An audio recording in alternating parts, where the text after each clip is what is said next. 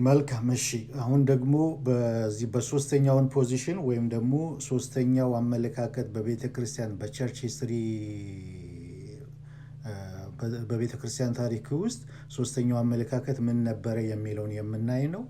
ይሄ ሶስተኛው አመለካከት እንደ ሉትራንም ሪጀክት የምናደርገው የማንቀበለው በ787 ኤዲ የሁለተኛው የኒቅያ ጉባኤ ላይ የተወሰነውን ውሳኔ ነው።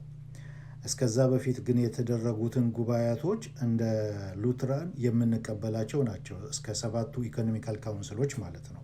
754 ድረስ የተካሄደው ድረስ ማለት ነው።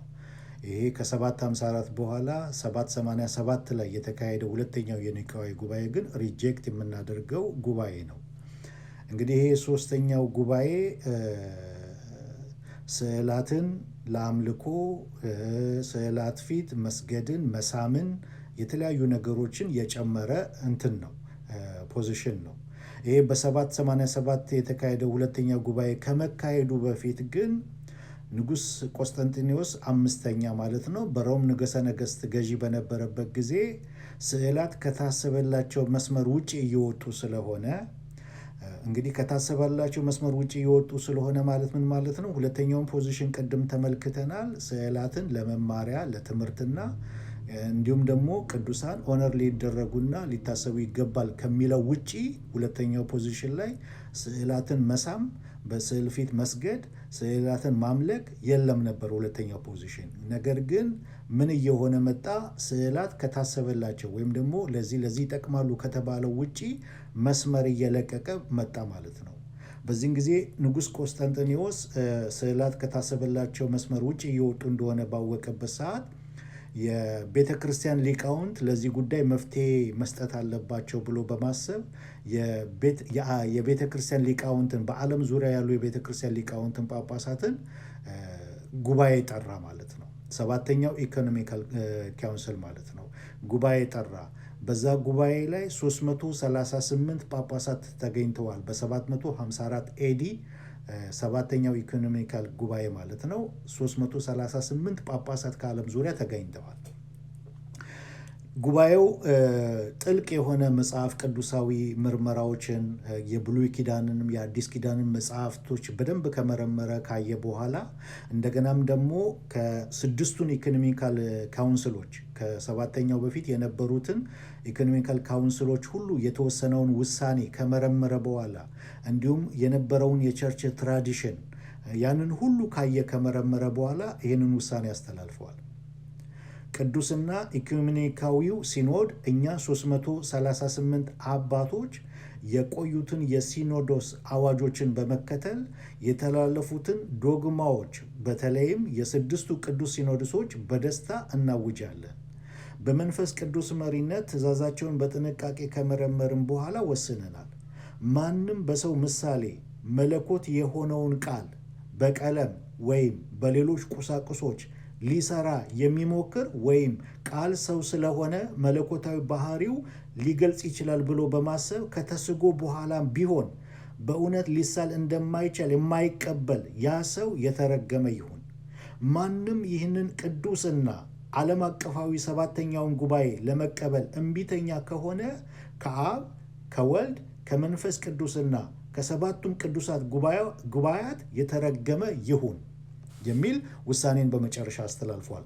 ጉባኤው በስዕል ፊት ወድቆ መስገድን፣ ስዕላትን መሳምንና ማምለክን እንዲሁም መለኮትን በሰው ምሳሌ መሳልን አጥብቆ ያወገዘበት ጉባኤ ነው። ይሄ ሰባተኛው ኢኮኖሚካል ጉባኤ በ754 የተካሄደው ጉባኤ ማለት ነው። በስዕል ፊት ወድቆ መስገድን፣ ስዕላትን መሳምን፣ ማምለክን እንዲሁም መለኮትን በሰው ምሳሌ መሳል አጥብቆ ያወገዘበት አናቴማም ያስቀመጠበት ጉባኤ ነው። ንጉሥ ቆስጠንጢኖስ አምስተኛ እስከ 775 በመላው ሮም ላይ በነገሰበት ጊዜ ስዕላትን በእነዚህ አይነት መልኩ ወይም በእንደዚህ አይነት መልኩ ማለትም ስዕላትን መስገድ፣ በስዕላት ፊት ወድቆ መስገድ፣ ስዕላትን መሳም፣ ስዕላትን ከማምለክ ጋር በማያያዝ ወይም ደግሞ መለኮትን በሰው ምሳሌ መሳል የመሳሰሉት ነገሮች አጥብቆ የተከለከለ ነበረ። ንጉሥ ቆስጠንጢኖስ እስከ 775 ነው የኖረው። እስከዛ እስከኖረበት ጊዜ ድረስ እነዚህን ድርጊቶች ማድረግ አጥብቆ የተከለከለ ነው። እንደዛ ሲያደርጉ የተገኙ ራሱ ይቀጡ ነበረ፣ እሱ በነበረበት ዘመን ማለት ነው። ንጉሥ ቆስጠንጢኖስ ከሞተ በኋላ በእሱ ቦታ ልጁ ሊዮን ነግሶ ነበረ። ሆኖም ገና በ30 ዓመቱ በ780 ኤዲ ላይ በጊዜ ሞቷል ማለት ነው። ልጁ ሊዮን የተባለው በሱ ቦታ የነገሰው ልጅ ማለት ነው። ከዛ በኋላ አንድ ትንሽ ልጅ አለ፣ የ9 ዓመት ልጅ ማለት ነው። ገና ትንሽ ነው። ያ የ9 ዓመቱ በሱ ቦታ እንዲነግስ ተደረገ።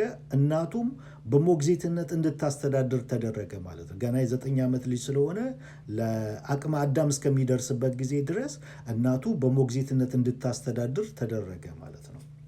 እናትየው እንግዲህ የለየላት ስዕላትን የምትወድና ስዕላትን ለአምልኮ የምትጠቀም ከስዕላት ጋር ያላት ቁርኝት በጣም ከፍተኛ የነበረች እናት ነች።